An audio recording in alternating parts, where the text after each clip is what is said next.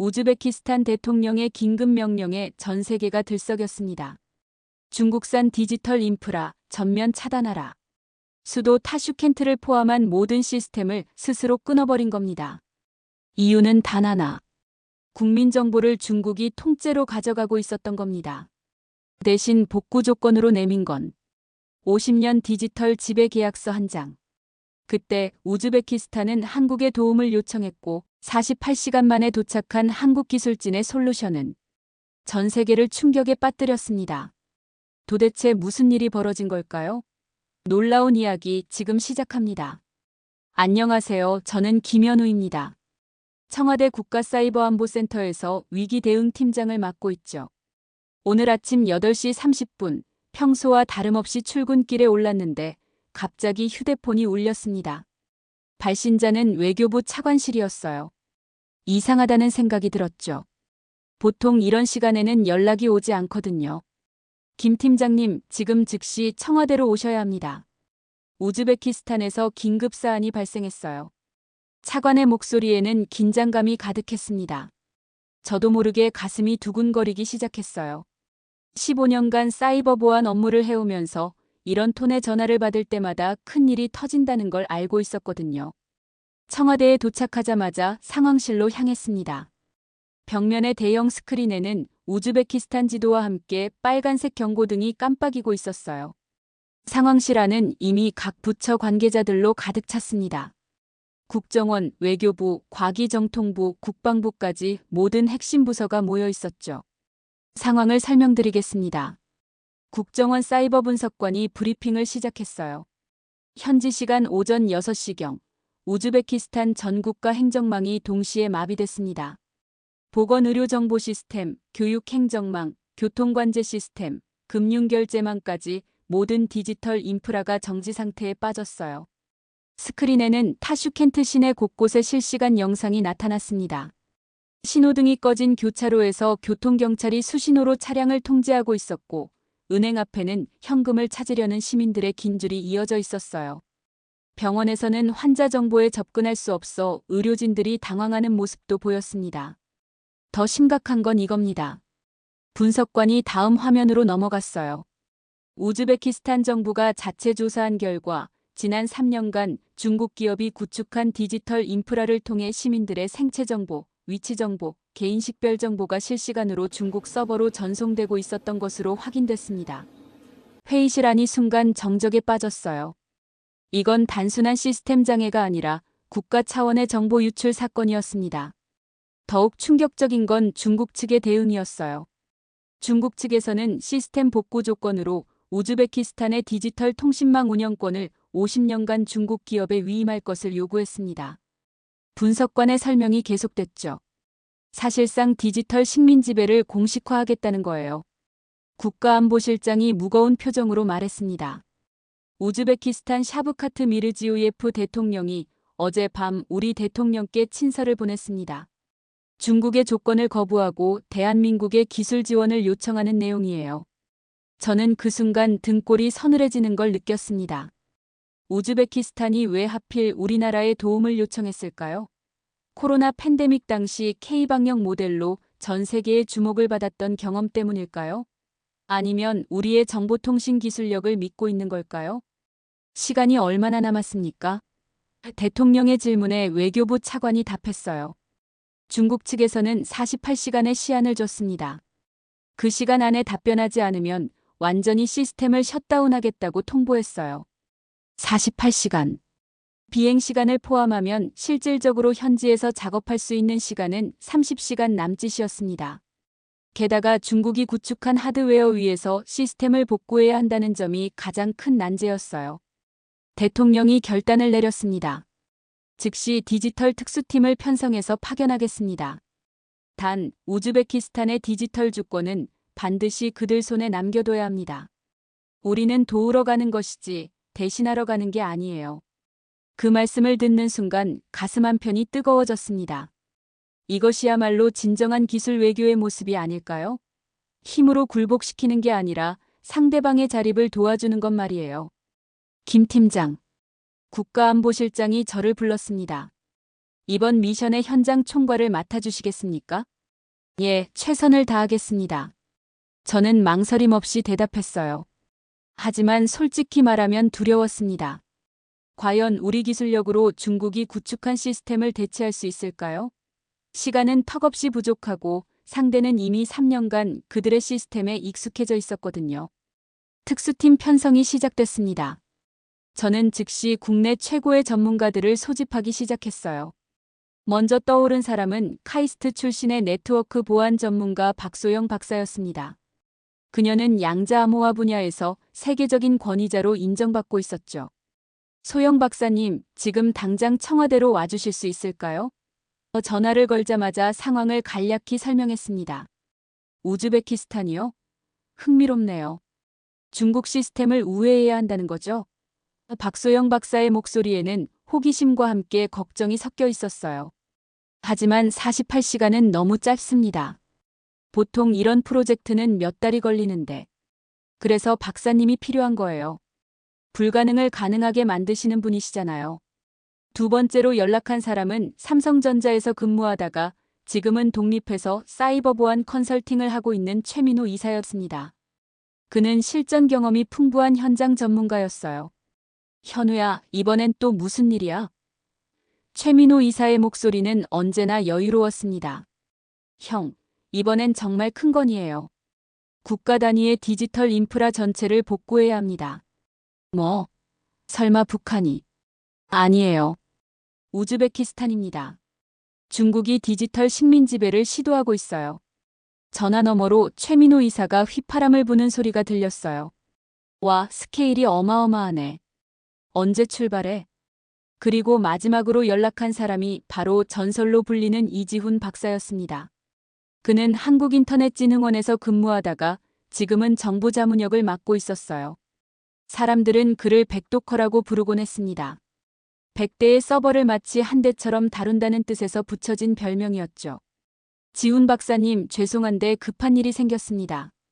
현우 씨, 목소리를 들으니 보통 일이 아니군요. 어디서 불이 났나요? 이지훈 박사는 언제나 이런 식이었어요. 상황의 심각성을 단번에 파악하는 직감이 탁월했습니다. 우즈베키스탄 전체 디지털 인프라가 마비됐습니다. 중국 시스템을 우리 기술로 대체해야 해요. 잠시 침묵이 흘렀습니다. 재미있는 도전이군요. 하지만 기존 하드웨어를 유지한 채로 소프트웨어만 교체한다는 건 거의 불가능에 가깝습니다. 그래서 박사님이 필요한 거예요. 불가능을 가능하게 만드는 게 박사님의 특기 아니신가요? 그렇긴 하죠. 좋습니다. 한번 해보죠. 팀이 구성되자 본격적인 브리핑이 시작됐습니다. 정보 분석관이 우즈베키스탄의 현재 상황을 더 자세히 설명했어요. 현재 우즈베키스탄의 디지털 인프라는 완전히 중국 기업인 화웨이와 텐센트가 구축했습니다. 하드웨어부터 소프트웨어까지 모든 것이 중국제예요. 그들이 원격으로 시스템을 셧다운한 순간부터 우즈베키스탄은 사실상 디지털 무정부 상태에 빠졌습니다. 스크린에 나타난 현지 상황은 심각했습니다. 타슈켄트 시내의 주요 병원에서는 환자 기록에 접근할 수 없어 응급수술이 연기되고 있었어요. 교통관제 시스템이 마비되면서 도시 전체가 거대한 주차장으로 변했습니다. 은행들은 온라인 서비스를 중단했고 현금 자동 입출 금기마저 작동하지 않았어요. 더 심각한 건 통신망입니다. 분석관이 계속 설명했죠. 휴대폰 통화는 되지만 인터넷과 데이터 서비스가 완전히 차단됐어요. 소셜미디어, 메신저, 이메일 모든 것이 불통입니다. 박소영 박사가 손을 들었어요. 그럼 우리가 현지에 가서 어떻게 작업할 건가요? 통신이 안 되면 한국과의 협조도 어렵고 기술 지원도 받기 힘들 텐데요. 그 부분은 준비했습니다. 국정원 관계자가 답변했어요. 군 위성 통신망을 통해 한국과의 직통 라인을 확보할 예정입니다. 또한 현지 한국 대사관에 임시 작전 기지를 설치할 거예요. 이지훈 박사가 조용히 말했습니다. 문제는 시간이에요. 48시간 안에 전체 시스템을 복구한다는 건 정말 어려운 일입니다. 게다가 중국 측에서 방해 공작을 펼칠 가능성도 있고요. 방해 공작이요? 최민호 이사가 되물었어요. 당연하죠. 그들 입장에서는 우리가 성공하면 안 되거든요. 만약 우리가 성공한다면 중국의 디지털 패권 전략에 큰 타격이 될 테니까요. 그 말을 듣고 회의실 분위기가 더욱 무거워졌습니다.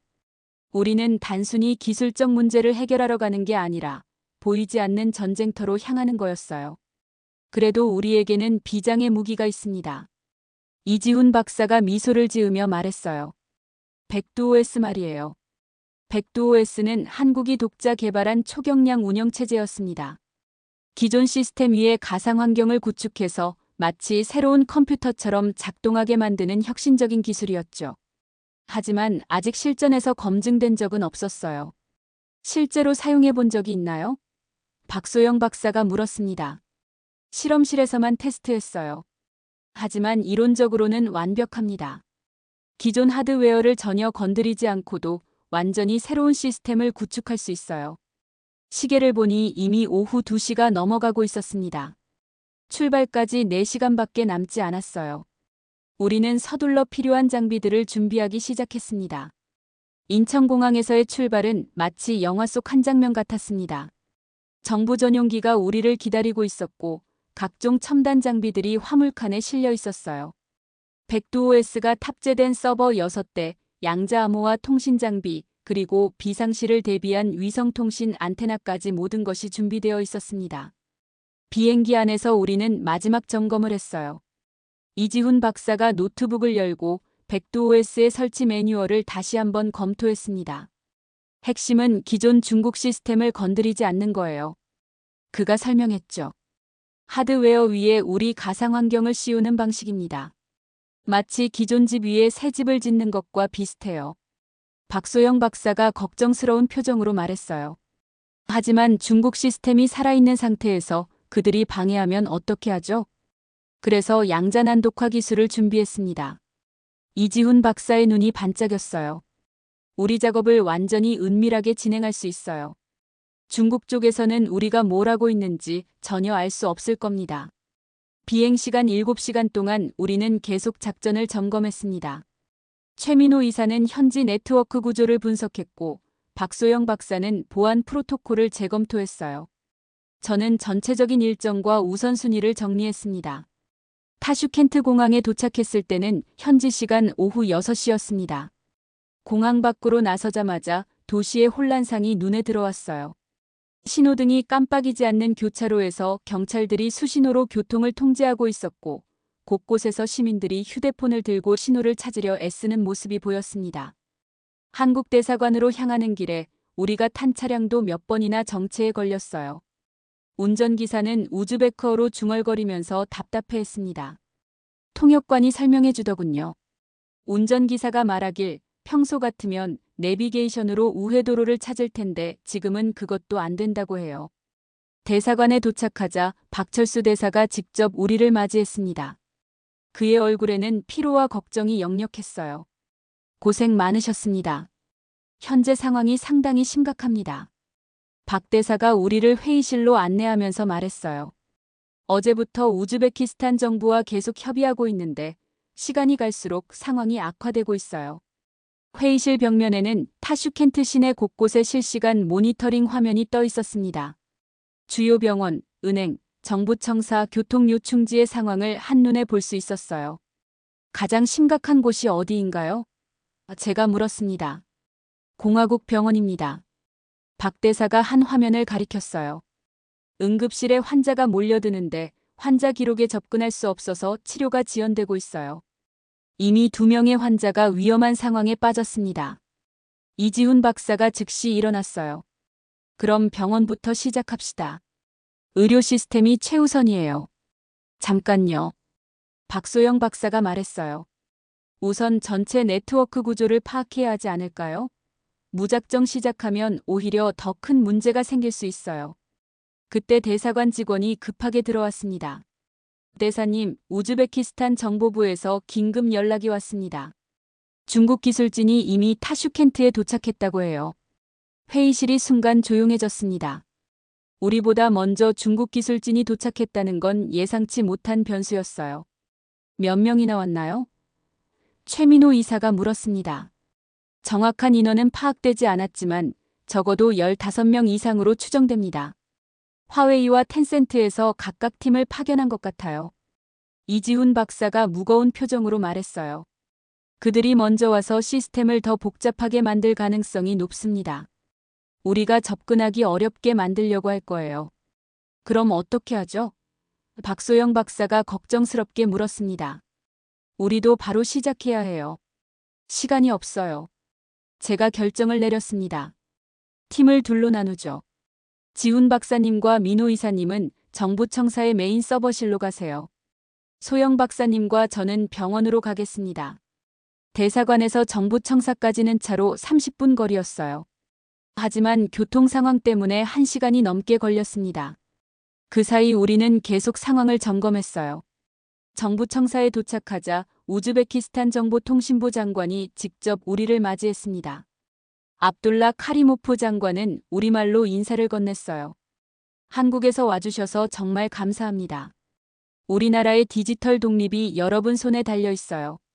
장관의 말에서 간절함이 느껴졌습니다. 그는 우리를 지하 3층에 있는 국가 데이터 센터로 안내했어요.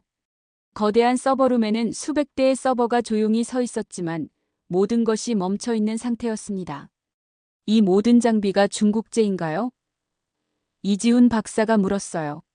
네, 3년 전에 화웨이에서 전체 시스템을 구축했습니다. 당시에는 가격도 저렴하고 성능도 좋다고 해서 선택했는데 장관의 목소리에는 후회가 묻어났어요. 이지훈 박사가 서버 앞에 다가가서 노트북을 연결했습니다. 화면에는 복잡한 코드들이 흘러나왔어요. 역시나 2중, 3중으로 보안장치가 걸려있네요. 그가 중얼거렸어요. 하지만 불가능한 건 아니에요. 바로 그때 서버룸 입구에서 소란이 일어났습니다. 중국인으로 보이는 사람들이 우즈베키스탄 관리들과 함께 들어오고 있었어요. 저들이 중국 기술진인가 보네요. 최민호 이사가 작은 소리로 말했어요. 중국 기술진의 팀장으로 보이는 사람이 우리에게 다가왔습니다. 그는 영어로 말했어요. 안녕하세요. 저는 화웨이 아시아 지역 총괄 리웨이입니다.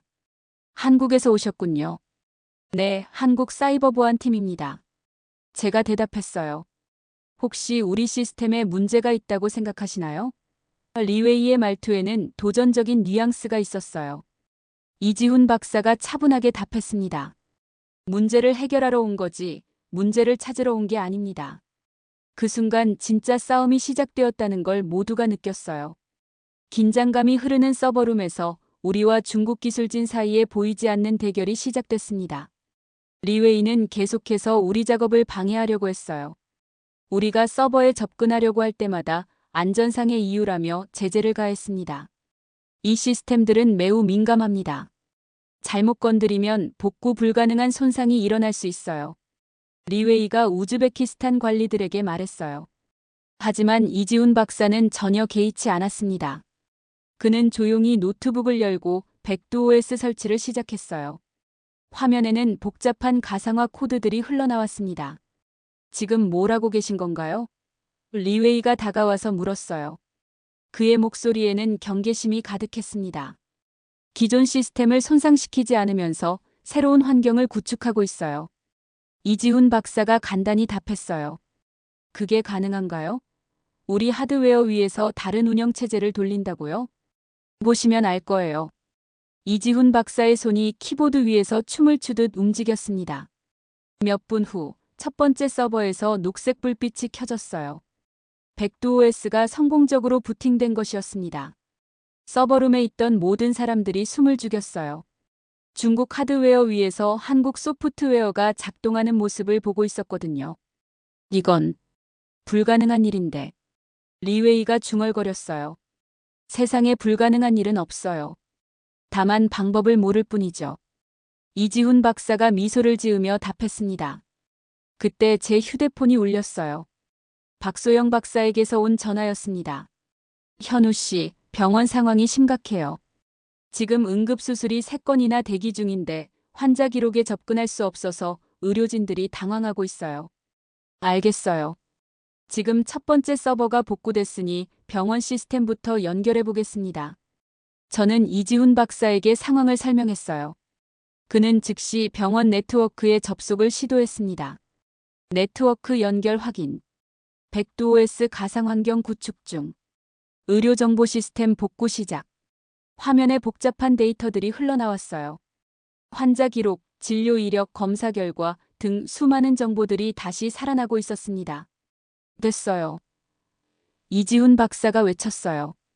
병원 시스템이 복구됐습니다. 바로 그 순간 박소영 박사에게서 다시 전화가 왔어요. 믿을 수 없어요. 갑자기 모든 시스템이 정상 작동하기 시작했어요. 의사 선생님들이 환자 기록에 접근할 수 있게 됐어요.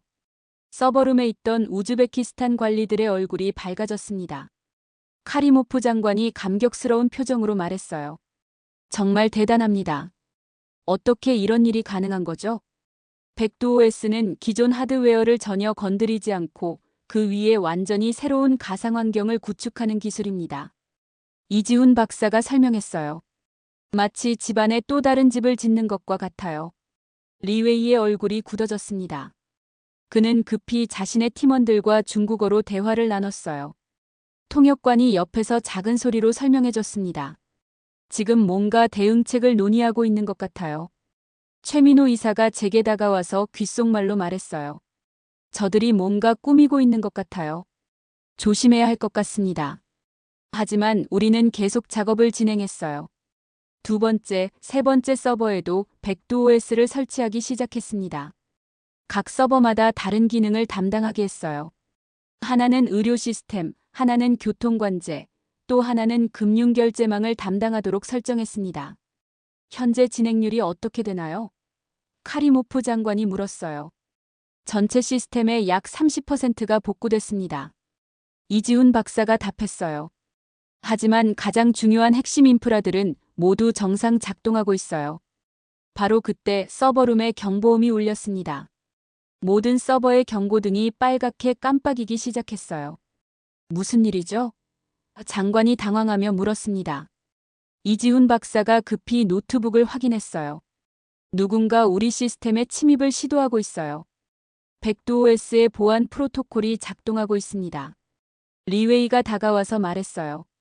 아마 시스템 불안정성 때문일 거예요. 우리가 경고했잖아요. 기존 시스템과 충돌이 일어날 수 있다고. 아닙니다. 이지훈 박사가 단호하게 말했어요. 이건 의도적인 공격이에요. 누군가 우리 가상환경을 무력화시키려고 하고 있어요. 화면에 나타난 공격 패턴을 보니 정교하고 체계적이었습니다. 이건 일반적인 해킹이 아니라 전문적인 사이버 공격이었어요. 공격 출발지를 추적할 수 있나요? 제가 물었습니다. 지금 추적 중입니다. 잠깐 이상하네요. 이지훈 박사의 표정이 굳었어요. 공격이 내부에서 오고 있어요. 내부라고요? 이 건물 안에서 공격이 시작되고 있습니다. 모든 시선이 중국 기술진들에게 향했어요. 리웨이는 당황한 표정을 지으며 말했어요. 우리가 아닙니다. 우리는 단지 시스템 안정성을 확인하고 있을 뿐이에요. 하지만 이지훈 박사는 이미 역추적을 시작했습니다. 공격 지점을 특정했어요. 서버룸 한쪽 구석에 있는 노트북에서 공격이 시작되고 있습니다. 그곳에는 중국 기술진 중 한 명이 조용히 노트북으로 작업하고 있었어요. 모든 사람의 시선이 그에게 집중되자 그는 급히 노트북을 닫으려고 했습니다. 잠깐요. 카리모프 장관이 크게 소리쳤어요. 지금 무엇을 하고 있었나요? 상황이 급변하고 있었습니다. 우리의 기술적 성공 뒤에는 더 큰 음모가 숨어 있었던 것이었어요. 서버룸의 분위기가 급격히 냉랭해졌습니다. 우즈베키스탄 보안 요원들이 중국 기술진을 둘러쌌고 카리모프 장관의 얼굴은 분노로 일그러져 있었어요. 지금 당장 그 노트북을 확인하겠습니다.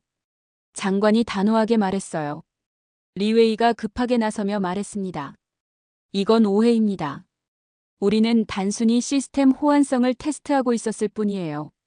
하지만 이지훈 박사가 화면을 모든 사람에게 보여주었어요. 거기에는 명확한 증거가 있었습니다. 이 공격 패턴을 보세요. 백두OS의 핵심 프로세스를 무력화시키려는 정교한 악성 코드입니다. 이건 미리 준비된 거예요.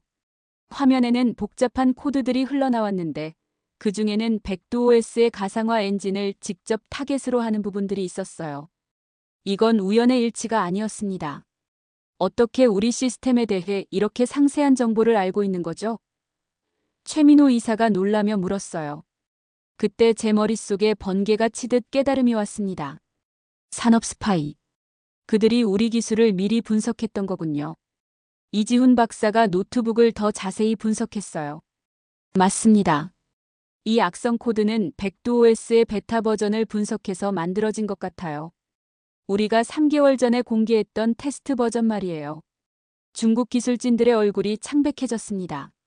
계획이 발각된 것을 깨달은 거였어요. 카리모프 장관이 보안요원에게 지시했습니다. 모든 중국 기술진의 장비를 압수하고 즉시 출국 조치하십시오.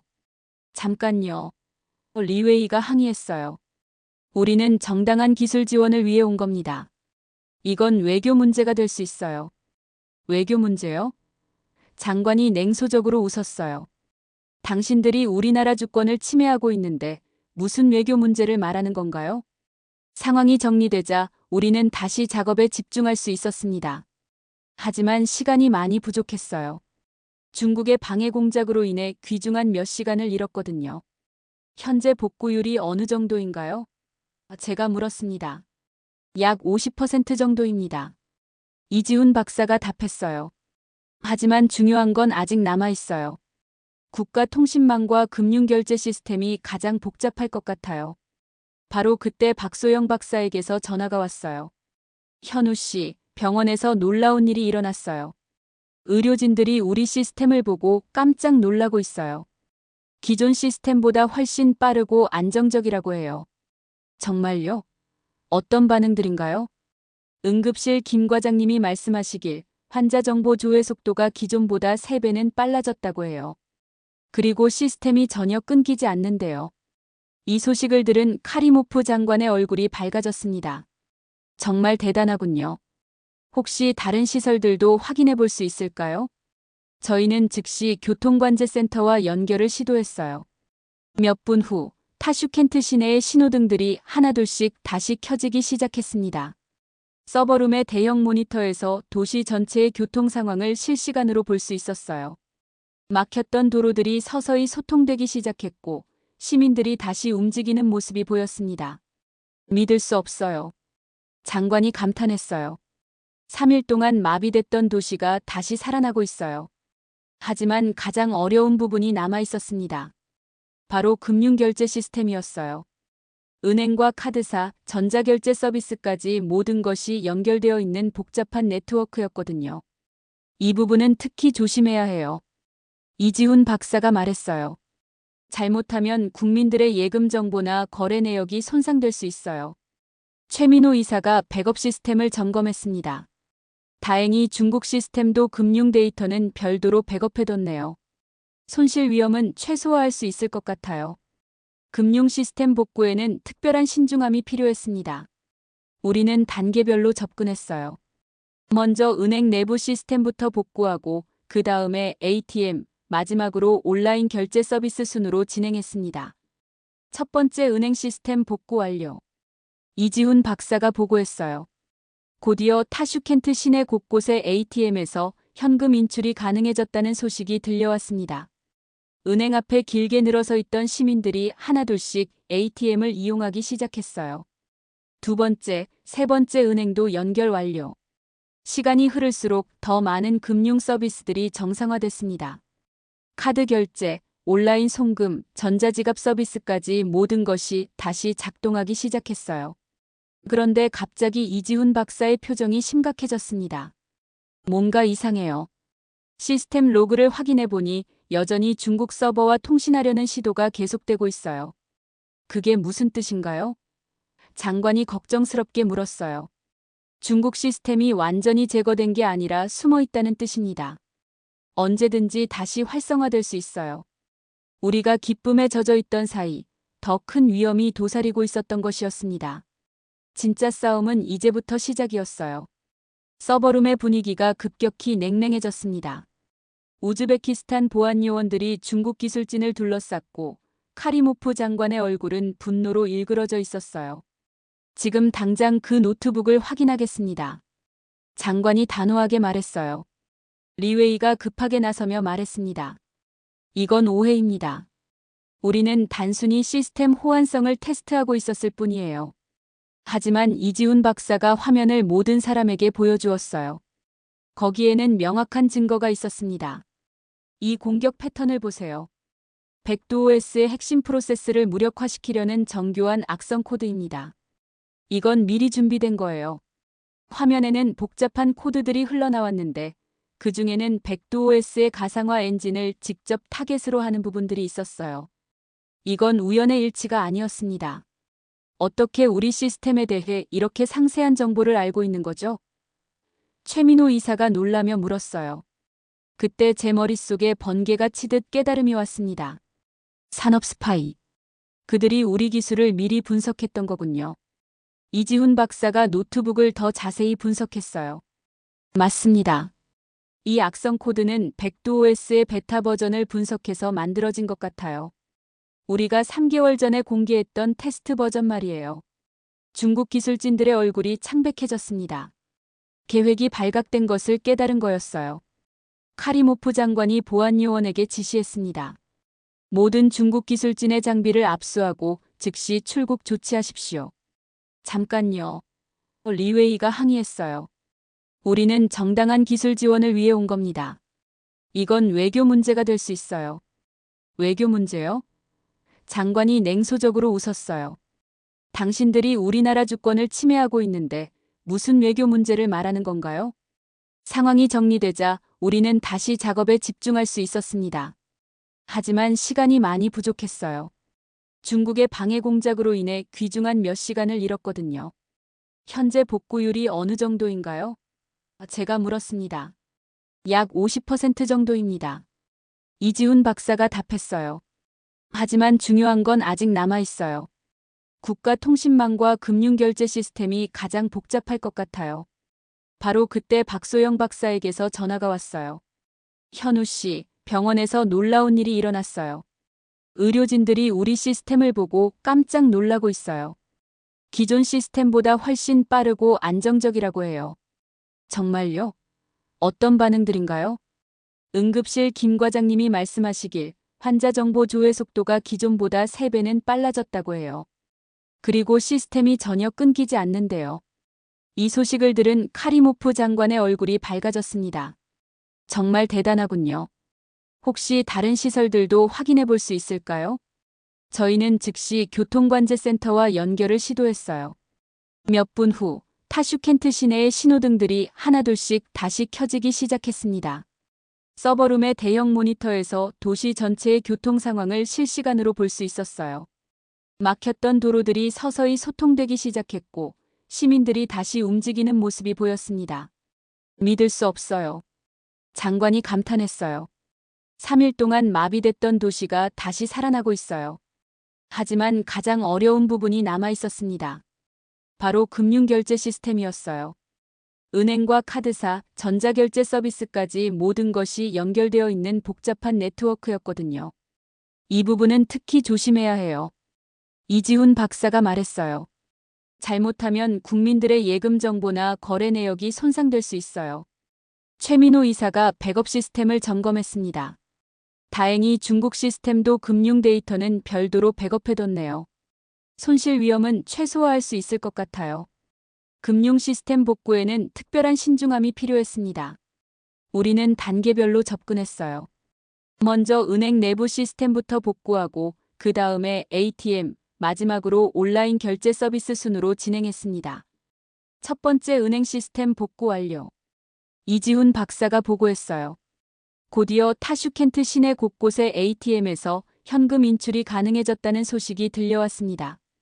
은행 앞에 길게 늘어서 있던 시민들이 하나둘씩 ATM을 이용하기 시작했어요. 두 번째, 세 번째 은행도 연결 완료. 시간이 흐를수록 더 많은 금융 서비스들이 정상화됐습니다.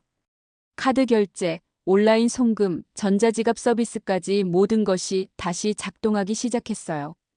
그런데 갑자기 이지훈 박사의 표정이 심각해졌습니다. 뭔가 이상해요. 시스템 로그를 확인해 보니 여전히 중국 서버와 통신하려는 시도가 계속되고 있어요. 그게 무슨 뜻인가요? 장관이 걱정스럽게 물었어요. 중국 시스템이 완전히 제거된 게 아니라 숨어 있다는 뜻입니다. 언제든지 다시 활성화될 수 있어요. 우리가 기쁨에 젖어 있던 사이 더 큰 위험이 도사리고 있었던 것이었습니다. 진짜 싸움은 이제부터 시작이었어요. 이지훈 박사의 경고에 서버룸의 분위기가 다시 긴장으로 가득 찼습니다. 화면에는 수많은 중국 서버 접속 시도 로그들이 끊임없이 흘러나오고 있었어요. 이건 마치 좀비 바이러스 같아요. 최민호 이사가 중얼거렸어요.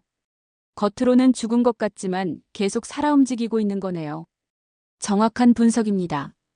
이지훈 박사가 노트북 화면을 확대했어요. 중국 시스템이 하드웨어 레벨에서 완전히 뿌리내리고 있어요. 우리 백두 OS가 상위층에서 작동하는 동안 하위층에서는 여전히 중국 시스템이 활동하고 있습니다. 카리모프 장관의 얼굴이 창백해졌어요. 그럼 지금까지 한 작업이 의미가 없다는 건가요? 아닙니다. 제가 빠르게 답했어요. 현재 시민들이 사용하는 모든 서비스는 우리 시스템을 통해 안전하게 작동하고 있어요. 하지만 근본적인 해결을 위해서는 중국 시스템을 완전히 격리시켜야 합니다. 그때 박소영 박사에게서 긴급 전화가 왔어요. 현우 씨, 큰일 났어요. 갑자기 시내 곳곳에서 이상한 소문들이 퍼지고 있어요. 무슨 소문이요? 한국이 우즈베키스탄의 개인정보를 훔쳐가고 있다는 가짜뉴스가 SNS를 통해 확산되고 있어요. 시민들이 불안해하기 시작했어요. 이 소식을 들은 장관이 급히 자신의 비서를 불렀습니다. 즉시 언론 대응팀을 소집하세요. 그리고 SNS 모니터링을 강화하십시오. 이지훈 박사가 가짜뉴스의 출처를 추적하기 시작했어요. 여기 있습니다. 이 허위 정보들이 어디서 나오는지 찾았어요. 화면에 나타난 건 충격적이었습니다. 가짜뉴스들이 중국 서버에서 자동으로 생성되어 우즈베키스탄 SNS 계정들로 대량 배포되고 있었거든요. 이건 정보전쟁이에요. 최민호 이사가 분노에 찬 목소리로 말했어요. 기술적 공격이 실패하자 이번엔 여론전으로 나선 거네요. 가짜뉴스의 내용들은 정교했습니다. 마치 사실인 것처럼 꾸며져 있었어요. 한국 기술진이 우즈베키스탄 시민의 의료 기록을 불법 수집하고 있다. 한국이 금융정보를 한국 서버로 전송하고 있다 등의 내용이었습니다. 이대로 두면 안 됩니다. 장관이 급박하게 말했어요. 시민들이 불안해하면 정부에 대한 신뢰도 떨어질 수 있어요. 바로 그때 좋은 아이디어가 떠올랐습니다. 장관님, 시민들에게 직접 보여드리는 게 어떨까요? 무엇을 말이죠? 우리 시스템이 어떻게 작동하는지, 정말로 개인정보를 보호하고 있는지를 실시간으로 공개하는 거예요. 투명성이야말로 가장 강력한 무기니까요. 장관의 눈이 반짝였어요. 좋은 생각입니다. 어떻게 하면 될까요? 이지훈 박사가 즉시 준비에 들어갔습니다. 백두OS에는 실시간 투명성 모니터링 기능이 있어요. 시민 누구나 자신의 정보가 어떻게 처리되고 있는지 확인할 수 있습니다. 우리는 급하게 공개 시연을 준비했어요. 정부 청사 대강당에서 기자회견을 열기로 했습니다. 국내외 언론사들과 시민 대표들이 참석하기로 했어요. 1시간 후 대강당은 사람들로 가득 찼습니다. 기자들뿐만 아니라 의사, 교사, 은행원 등 다양한 직종의 시민들이 참석했어요. 카리모프 장관이 먼저 상황을 설명했습니다. 존경하는 시민 여러분, 지난 3일간 우리가 겪었던 디지털 마비 사태에 대해 말씀드리겠습니다. 장관은 중국의 디지털 식민지배 시도와 한국 기술진의 지원 과정을 상세히 설명했어요. 그리고 현재 확산되고 있는 가짜뉴스에 대해서도 언급했습니다. 이제 한국 기술팀이 직접 우리 시스템이 어떻게 작동하는지 보여드리겠습니다. 이지훈 박사가 무대에 올라서서 대형 스크린을 통해 실시간 시연을 시작했어요. 여러분이 지금 보시는 것은 백두OS의 실시간 모니터링 화면입니다. 모든 데이터 처리 과정이 투명하게 공개됩니다. 화면에는 놀라운 장면이 펼쳐졌어요. 병원에서 환자 정보를 조회할 때마다 어떤 데이터가 처리되는지, 그 정보가 어디로 가는지가 실시간으로 표시됐습니다. 그리고 가장 중요한 건 모든 데이터가 우즈베키스탄 내부에서만 순환하고 있다는 것이었어요. 보시다시피 여러분의 개인정보는 절대로 외부로 나가지 않습니다. 모든 처리가 여러분의 나라 안에서 이루어지고 있어요. 참석한 시민들이 감탄사를 내뱉었습니다. 한 의사가 손을 들고 질문했어요. 그럼 이전 중국 시스템은 어떻게 됐나요? 훌륭한 질문입니다. 이지훈 박사가 화면을 바꿨어요. 여기서 보시는 것처럼 중국 시스템은 완전히 격리되어 있습니다. 마치 투명한 상자 안에 갇혀 있는 것과 같아요. 작동은 하지만 여러분의 데이터에는 절대 접근할 수 없습니다. 기자 중 한 명이 질문했어요. 한국이 이런 지원을 하는 이유가 뭔가요?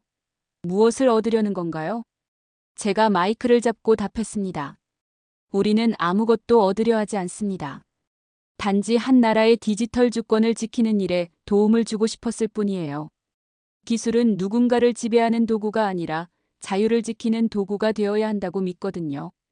그 말을 들은 시민들이 박수를 치기 시작했어요. 박수 소리가 점점 커져서 대강당 전체가 울려 퍼졌습니다. 하지만 우리의 진짜 도전은 이제부터였어요. 전 세계가 지켜보고 있는 가운데 우리는 정말로 디지털 독립을 완성해야 했거든요. 기자회견이 끝난 후 놀라운 일들이 연달아 일어났습니다. 타슈켄트 시내 곳곳에서 시민들이 거리로 나와 한국 국기와 우즈베키스탄 국기를 함께 들고 행진하기 시작했어요. 그들의 구호는 간단하고 명확했습니다. 디지털 독립, 자유로운 우즈베키스탄. 제 휴대폰으로 계속해서 영상들이 전송되고 있었어요. 박소영 박사가 보낸 영상에는 병원 앞에서 의료진들이 감사 현수막을 들고 있는 모습이 담겨 있었습니다. 한국 기술진에게 감사합니다. 우리 환자들을 구해주셔서 고맙습니다.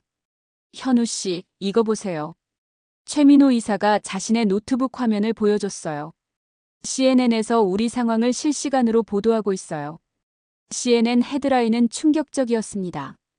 K 디지털 독립 솔루션, 제3세계의 희망이 되다. 화면에는 우리가 작업하는 모습과 함께 시민들의 환호하는 장면이 교차되어 나왔어요. 기자는 이렇게 보도했습니다. 한국의 백두OS 기술은 단순한 소프트웨어가 아니라 디지털 주권을 지키는 새로운 패러다임을 제시했습니다. 강대국의 기술종 속에서 벗어날 수 있는 현실적인 대안을 보여준 것입니다. 이지훈 박사가 마지막 작업을 하고 있었어요. 중국 시스템의 완전한 격리와 백두OS의 최종 안정화 작업이었습니다. 거의 끝났어요. 중국 시스템을 완전히 샌드박스 안에 가둬버리겠습니다. 그의 손가락이 키보드 위에서 마지막 춤을 췄어요. 몇 분 후 모든 서버의 상태 등이 안정적인 녹색으로 바뀌었습니다. 우즈베키스탄의 모든 디지털 인프라가 완전히 독립적인 한국 시스템 위에서 작동하게 된 것이었어요. 카리모프 장관이 감격에 젖어 말했습니다. 믿을 수 없어요. 48시간 만에 우리나라가 완전히 새로워졌습니다.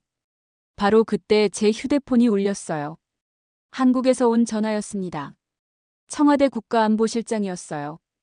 현우 팀장, 대단한 성과를 거뒀다고 들었습니다. 하지만 지금 전 세계가 주목하고 있어요. IMF에서 백두OS 기술 검토를 요청했고 EU기술위원회에서도 공식 문의가 들어왔습니다. 정말요? 그뿐만 아니에요. 아프리카 연합에서 기술 지원 요청이 왔고 동남아시아 국가들도 줄을 서고 있어요. 이번 우즈베키스탄 사례가 전 세계에 미칠 파급 효과가 상상 이상일 것 같습니다. 전화를 끊고 나서 우리 팀원들에게 소식을 전했어요. 모두들 놀라워했지만 동시에 책임감도 느끼는 것 같았어요. 우리가 뭔가 역사적인 순간을 만들어낸 것 같네요. 박소영 박사가 감회에 젖어 말했어요. 맞아요. 하지만 이제 시작일 뿐이에요. 이지훈 박사가 말했어요. 진짜 중요한 건 우즈베키스탄이 앞으로 이 시스템을 스스로 관리하고 발전시켜 나가는 거예요. 우리는 우즈베키스탄 기술진들과 함께 마지막 교육 세션을 가졌습니다. 백두OS의 운영 방법부터 업그레이드, 보안 관리까지 모든 것을 전수했어요. 가장 중요한 건 자립입니다. 제가 강조했어요. 우리가 도와드린 건 시작일 뿐이에요. 앞으로는 여러분이 스스로 시스템을 키워나가셔야 합니다. 우즈베키스탄 젊은 엔지니어들의 눈이 반짝이고 있었어요. 그들에게서 미래에 대한 희망과 자신감이 느껴졌습니다. 저녁 늦게 호텔로 돌아온 우리는 마지막 점검을 했어요. 모든 시스템이 안정적으로 작동하고 있었고 시민들의 반응도 매우 긍정적이었습니다. 내일 아침 비행기로 돌아가죠. 제가 말했어요. 하지만 우리 일은 여기서 끝이 아니에요. 이제 전 세계가 지켜보고 있으니까요. 그날 밤 잠자리에 들기 전 창밖으로 타슈켄트 시내를 내려다봤어요. 거리의 불빛들이 평소와 다름없이 밝게 빛나고 있었지만 그 불빛들이 이제는 완전히 다른 의미를 갖게 되었다는 걸 알고 있었어요. 우즈베키스탄의 디지털 주권을 상징하는 자유의 불빛이었거든요. 다음 날 아침 공항으로 향하는 길에 예상치 못한 장면을 목격했습니다. 공항 입구부터 시민들이 줄을 서서 우리를 배웅하기 위해 나와 있었어요. 그들의 손에는 한국어로 쓰인 감사 메시지들이 들려 있었습니다. 한국은 우리의 진짜 친구입니다. 디지털 독립을 선물해 주셔서 감사합니다. 기술이 아닌 마음을 나누어 주셔서 고맙습니다. 공항 청사 앞에는 거대한 현수막이 걸려 있었어요. 우즈베크어와 한국어로 함께 쓰여진 메시지였습니다. 우즈베키스탄 마이너스 한국 디지털 우정의 다리가 영원하기를. 카리모프 장관이 직접 공항까지 배웅 나왔어요. 그의 눈에는 눈물이 맺혀 있었습니다. 여러분이 우리에게 준 건 기술이 아닙니다. 자존심이에요. 우리 스스로 할 수 있다는 자신감을 되찾게 해주셨어요. 비행기에 오르기 전 마지막 순간 저는 돌아서서 타슈켄트의 하늘을 다시 한번 바라봤어요. 그곳에는 이제 진정한 자유의 하늘이 펼쳐져 있었습니다. 인천공항에 도착했을 때는 한국 시간 오후 3시였습니다. 피로에 지친 우리를 기다리고 있던 건 예상치 못한 환영 인파였어요. 공항 입국장에는 기자들과 정부 관계자들이 가득했습니다. 현우 팀장님, 이번 성과에 대해 한 말씀 해주세요. 기자들이 마이크를 들이밀었어요. 저는 잠시 망설였습니다. 사실 우리는 그저 해야 할 일을 했을 뿐이었거든요. 우리는 코드를 남겼을 뿐, 주권은 그들의 것입니다. 이지훈 박사가 조용히 덧붙였어요. 기술은 사람을 지배하는 도구가 아니라 자유를 지키는 도구가 되어야 한다고 믿습니다. 그 말을 들은 기자들의 표정이 진지해졌어요. 이건 단순한 기술 지원 이야기가 아니라 새로운 철학에 대한 이야기였거든요. 집으로 돌아와서 며칠 동안 쉬는 사이 전 세계에서 놀라운 소식들이 연달아 들려왔습니다. 우즈베키스탄의 성공 사례가 국제뉴스의 헤드라인을 장식했어요. BBC 뉴스입니다. 한국의 백두OS 기술이 새로운 디지털 질서의 가능성을 보여주었습니다. 알자지라에서 보도합니다.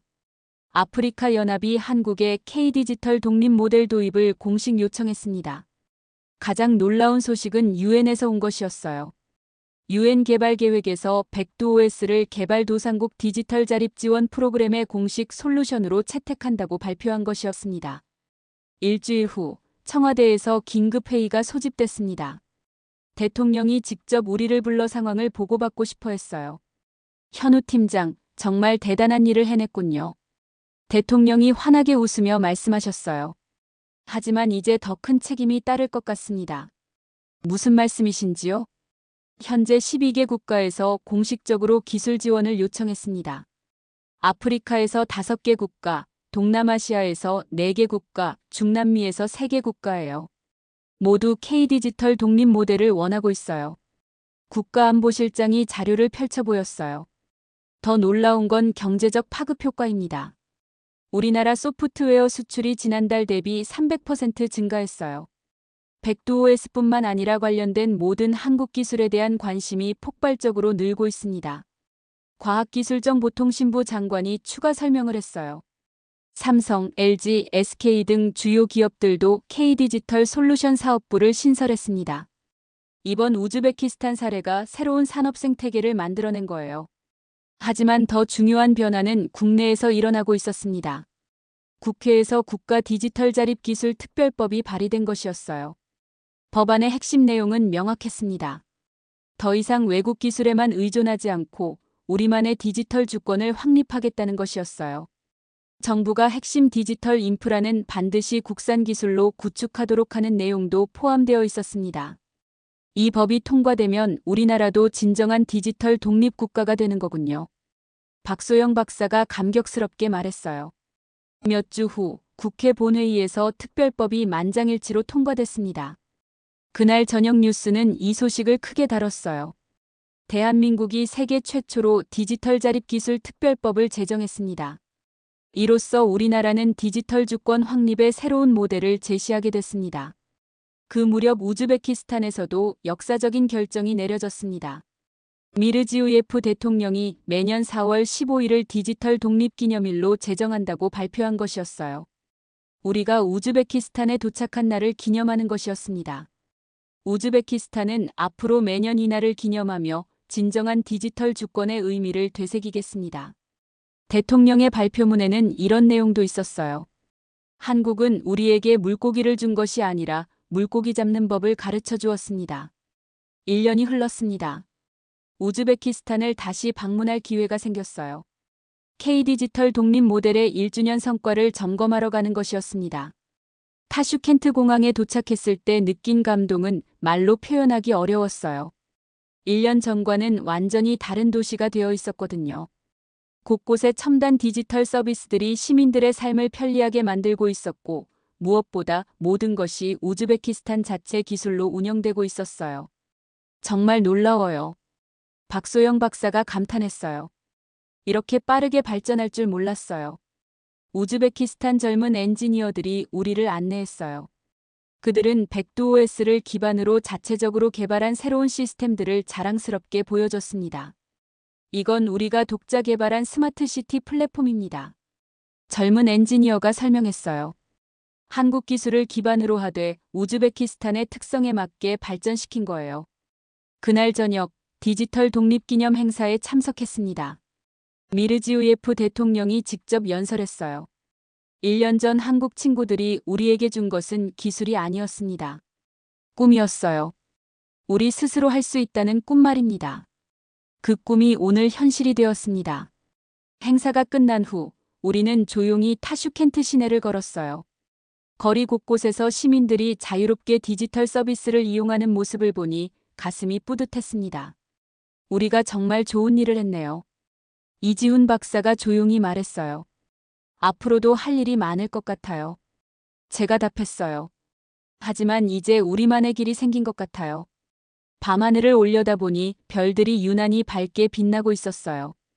그 별빛 아래에서 우리는 새로운 다짐을 했습니다. 기술은 팔 수 있지만 정신은 팔지 않겠다고. 그리고 전 세계 어디서든 디지털 주권을 지키려는 사람들과 함께하겠다고 말이에요. 디지털 독립, 그 48시간의 기적은 이렇게 전 세계로 퍼져나가고 있었습니다.